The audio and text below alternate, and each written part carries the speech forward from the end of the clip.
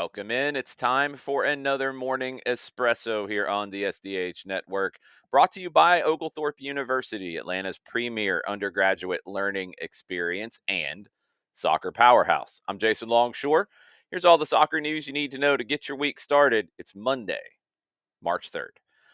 Let's go back up I-85 for just a moment. Atlanta United went to Charlotte, lost to Charlotte FC over the weekend.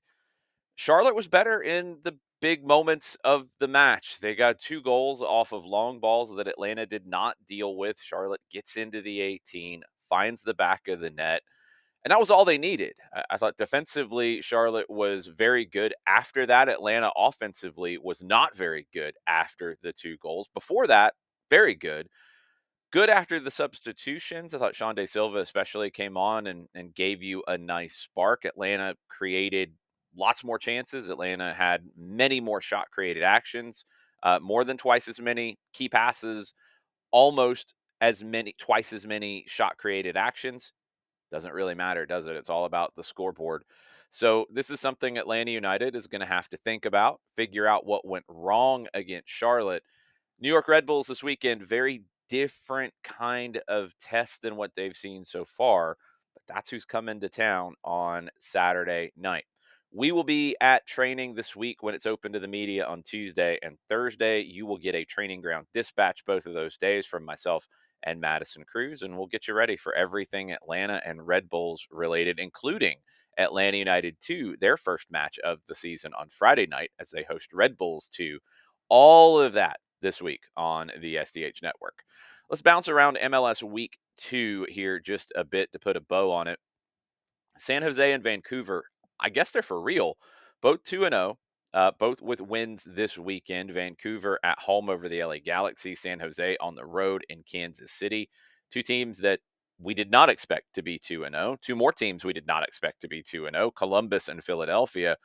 Put my hand up. I'm sorry, Columbus. I'm sorry, Wilfred Nancy. I should not have doubted you. I still think you need a number 9.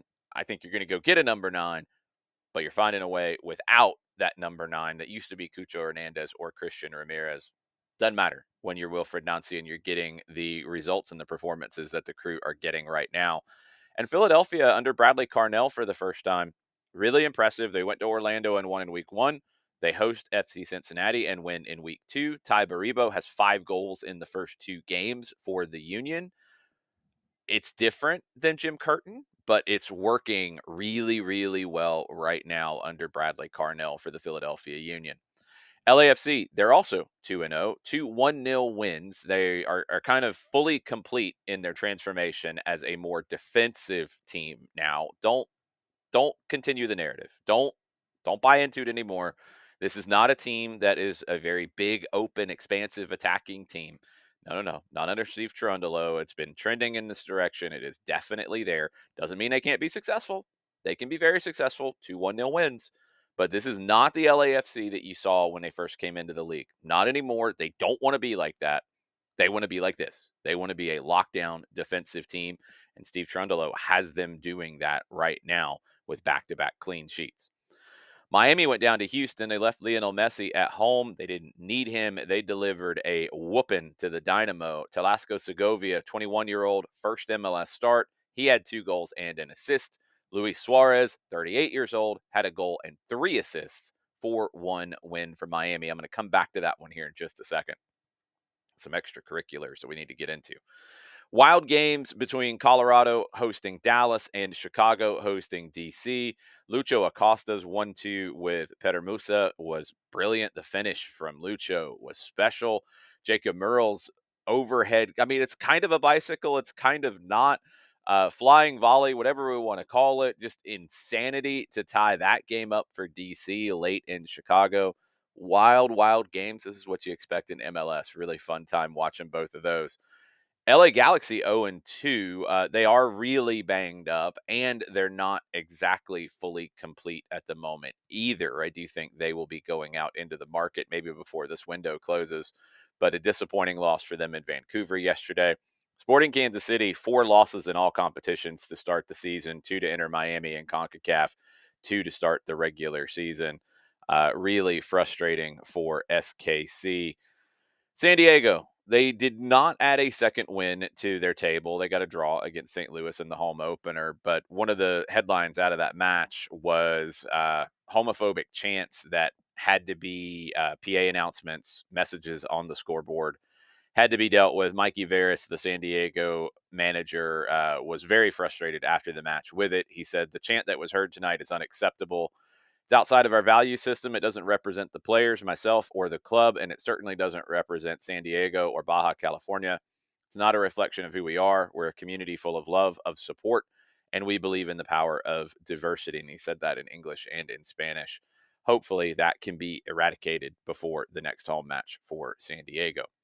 All right, let's go back to Houston and Inter Miami's match there. Javier Mascherano lashed out at referee Joe Dickerson's decision to give Ian Frey a red card after the final whistle, labeling the action as worrying. Ethan Bartlow was grabbing at Frey's jersey after all kinds of things bubbled up late in the match, and again, somewhat down to the way Dickerson managed the match. Bartlow was grabbing at his jersey. Frey pushed him off, and the referee was right there between them. He gave the red card to Ian Frey, gave nothing to Bartlow, and he made a sign, and you could see it on the broadcast as he was walking away. I don't know if he showed it to his fourth official or he was showing it towards just anybody who would see him. He put his hand up to his neck like Frey had touched the neck and grabbed the neck of Bartlow, and that absolutely did not happen. And it was right in front of the referee. Now, maybe he was indicating something else, but that's what we saw on the broadcast. And this is very troubling. I agree with Javier Mascherano. He said, "I saw the video. Ian did nothing." I agree. He wants to go to the dressing room. The rival holds him by the shirt. This is all translated. He tries to get out of it once, twice, three times. The referee's right next to him. He's watching him. That's what worries me. That's what worries me because he didn't do anything. The part about the referee watching him, you'll remember Joe Dickerson was the referee who ended up getting bumped by Thiago Almada. Absolutely. And Thiago Almada was suspended for this. But Joe Dickerson also stepped towards Thiago Almada in that situation, something that I was very frustrated with and very clear in criticizing. Thiago Almada shouldn't have bumped Joe Dickerson on that day, but Joe Dickerson should not have escalated the situation. He did not handle this game well, and this is becoming a very troubling issue where it feels like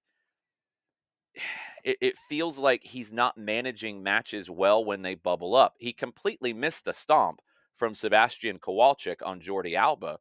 Alba got a yellow soon after for a retaliation foul, and it looked pretty clear that he was saying to the referee, "Look, I handled it. Fine, give me a yellow. I don't care." Kowalczyk should have been given a yellow beforehand. These yellows add up for Miami, and look, Ian Frey's going to be suspended. I hope that's appealed, and I hope it's overturned. This can't be happening with a referee who is at the level of Joe Dickerson. He's too good of a referee for the majority of matches, but match management is an ongoing issue with him, and it shouldn't be. And I don't know if it is an attitude, I don't know what it is, but this red card to Ian Frey was one of the worst decisions I've seen in a long time, considering the fact that the ref was right there. He probably shouldn't have even inserted himself into the situation to begin with.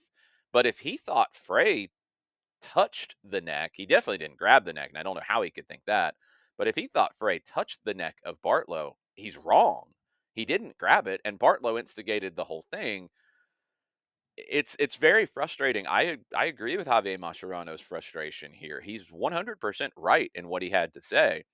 He said, "I'm not going to shut up anymore. There are things I'm not going to shut up about." In this case, he didn't do anything, absolutely nothing. Um, he said, "I would like the journalists who are the ones who see it also to give their opinion on it." Well, there you go, Javier. I'm right there with you on this. This should not be happening, especially with a referee who is seen as one of the best in the league. This game got out of hand at the end, and it's down to the way it was managed. It should not be happening. Hopefully, it won't happen again. Let's bounce over to Europe. Manchester United, they're out of the FA Cup at home after a shootout loss to Fulham. Ruben Amorim, Wayne Rooney, they're having a war of words in the media. That's always good. I do agree with Amorim where he says the goal should be to win the league. He's also very clear in saying that they're not close to that. I don't know why that triggered Wayne Rooney. But Ruben Amorim should not be worrying about what a pundit, even if he's a former legend of the club, shouldn't be worrying about that. He's got to find a way to get better play out of this group. they shouldn't be in the position that they are. They are. He's got to figure that out and not worry about what people are saying on the outside. Anthony Gordon won't have to worry about the Carabao Cup final. Just inexplicable red card as he shoved Brighton's Jan Paul Van Heck in the back of the head in Newcastle's loss in the FA Cup.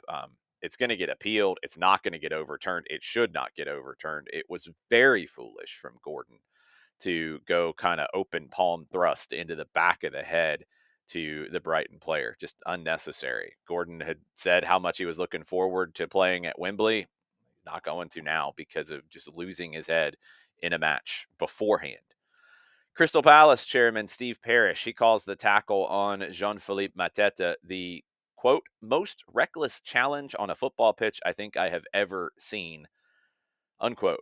It's up there. Millwall goalkeeper Liam Roberts launched himself left foot first to knock the ball away from Mateta. He did get to the ball, but this is one of those where getting to the ball does not give you diplomatic immunity, especially when the studs of your boot go into the head of the player. I don't think Roberts was trying to hurt him. Very bad decision to go lunging at the ball in that way. Mateta was given oxygen on the field, put on a neck brace. A portion of Millwall's fans chanted, "Let him die." Classy, as always, Millwall. He was taken to a hospital. He received 25 stitches in an open wound on his head. He's been discharged. Somehow, the referee did not give a red card in the situation, which is mind blowing. It took the video assistant referee to rule that Roberts should be sent off. The refereeing issues are never limited to MLS. These are challenges everywhere. This is one that I just have no idea how you could think that you don't give a red card in that situation. La Liga, Barcelona, their likelihood of winning La Liga has massively increased, 47.7%. This follows a 4-0 win over Real Sociedad. An early red card for Real Sociedad helps them a lot here. Hansi Flick's side is 1 point clear of Atleti, 3 points clear of Real Madrid. Real Madrid's dropped points in 4 of their last 5 games. Lyon, their manager, Paulo Fonseca, he could be facing a 7-month ban after physically confronting the referee in a 2-1 win over Brest on Sunday. Latest incident in France dealing with referees. And okay, I've been hard on referees. I'm sorry. I'm going to come the other way on this one. Paulo Fonseca, what are you doing, man? He goes head to head with the referee. He's sent off deep in stoppage time. Now, he's correct in what he's arguing about. Okay? He was correct in this. It was a potential penalty for Brest. The handball decision went to VAR. The penalty was not given. So Fonseca's right, and I get frustration in these moments because that would have given Brest an opportunity to tie it up. However, he goes into the referee's face when Benoit Milot leans in really close, has to get pushed away, tries to go back to confront him again. He's head to head, nose to nose. There's contact. He didn't headbutt him, I think is clear. He should be suspended for a long time because that should not be happening. He apologized to the public afterwards. He told the broadcaster DAZN, he said, "I just want to say I'm sorry for what I did. I should not do it. Maybe we do things that are not right. I'm sorry." He's got to be suspended for a long period of time. I don't think the 7-month ban, because I don't think this is to that degree. It is contact. It is more incidental. I don't know where that falls. I don't know the precedents for this in France, but he should be suspended, and it should be for a decent bit of time, not 7 months, but it should not be happening. We can criticize referees because they're professionals and they're heavily involved in deciding matches, and their decisions affect the future employment at times of players and coaches. So we have to criticize referees, but we have to be fair in how we do it. And when it goes the other way, we have to be fair and criticize coaches or players when they do things like this to referees.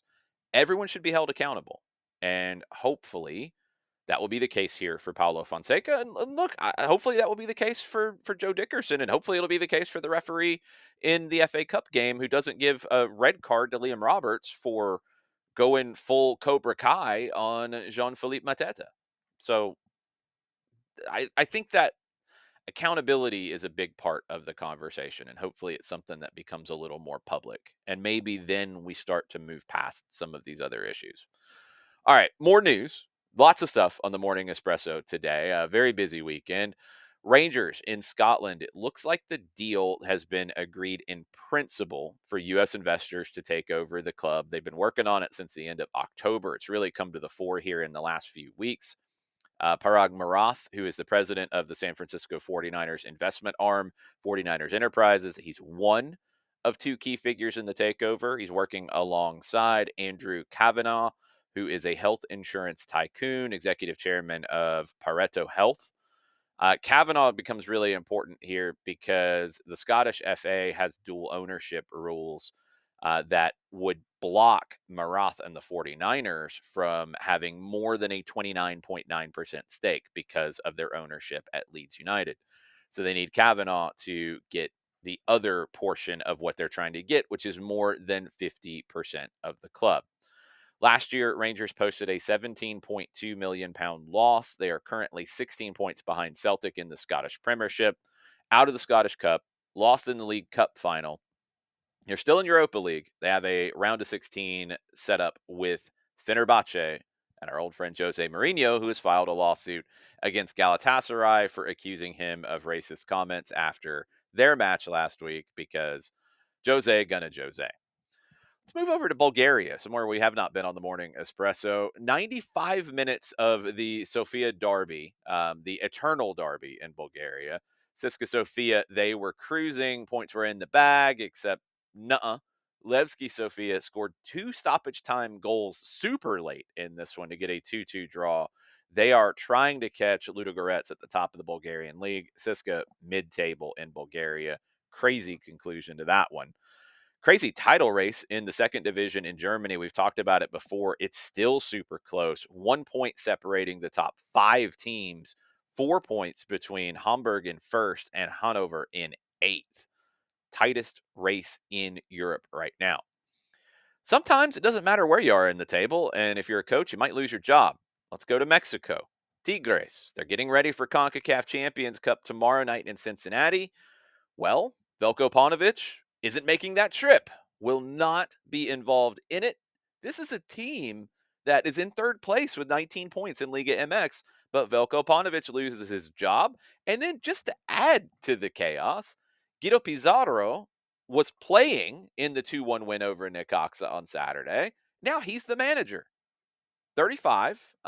He has done all of his coaching licenses in Mexico, played nearly 500 games for Tigres. He is now retired as a player after a win, after his manager loses his job, and now he will take over for Tuesday's match in CONCACAF. There's been issues here. Paunovic has been criticized by the media and the fans, saying that said he had no influence in the locker room. Then there's the other side of the criticism saying the locker room has too much power. Well, Velko Paunovic, who worked in MLS previously, is gone. Guido Pizarro will take over, and Tigres goes into CONCACAF tomorrow against Cincinnati. Chaos in Mexico. More chaos in Mexico. Sergio Ramos, he scored his first goal for Monterrey, part of a 4-2 win over Santos Laguna. He's wearing number 93 for Rayados. Why? His famous equalizer against Atleti in the 2014 Champions League was scored in the 93rd minute. Sergio Ramos, always provoking. Let's bounce over to England and the Women's Super League. Naomi Girma, she made her debut for Chelsea, but she only lasted 59 minutes. She was pulled due to a calf injury. Hopefully nothing serious. They felt pretty good about it afterwards, but was unable to finish the match. Chelsea 2-2 draw with Brighton in the Women's Super League. Chelsea has been great this season so far. They have had a lot of injuries. They are getting ready for a UEFA Champions League matchup against Manchester City coming up very soon. All right. We've talked a lot about referees in the Morning Espresso. Let's get into another aspect of the laws of the game. This was announced by IFAB. Referees will award corners, not indirect free kicks, if goalkeepers waste time by holding on to the ball for more than 8 seconds, not 6, from next season. So IFAB is expecting all major international competitions and domestic leagues to adopt the changes. This will first be used in the Club World Cup this summer. They have trialed it. Any rule change in IFAB gets trialed in other leagues, whether it's youth leagues, whether it is lower divisions. This has been trialed in England. It's been trialed in Italy. It's been trialed in Malta.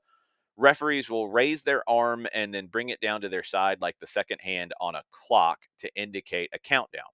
The counting begins when the goalkeeper has effective possession, not just the ball's in their hands, but they've got to have possession to where they can do something with it. Now we'll see how that gets defined. IFAB claims that only 4 corners have been awarded in more than 400 games in these situations. The trials in Italy have been very successful, according to Pierluigi Collina, who's the chairman of FIFA's referee committee. 80 under 20 top flight matches in Italy. Goalkeepers held the ball for a total of 868 times, released it within 5 seconds on more than 3/4 of the time, but didn't get past the 8 seconds on many, many, many of the others. Norway, they had a vote earlier in this year that their clubs wanted to discontinue the VAR system. Now that has they've changed that after voting to get rid of it. Now they are voting to keep it. This was on Saturday at the Norway Football Federation Assembly. Maybe don't be so emotional the first time around. I don't know. Uh, 321 votes out of 450 of their member clubs, going all the way down to amateur and grassroots. They have voted to keep it. Now, they do need to improve it, and that's where you develop it. You train better, you make the system work better.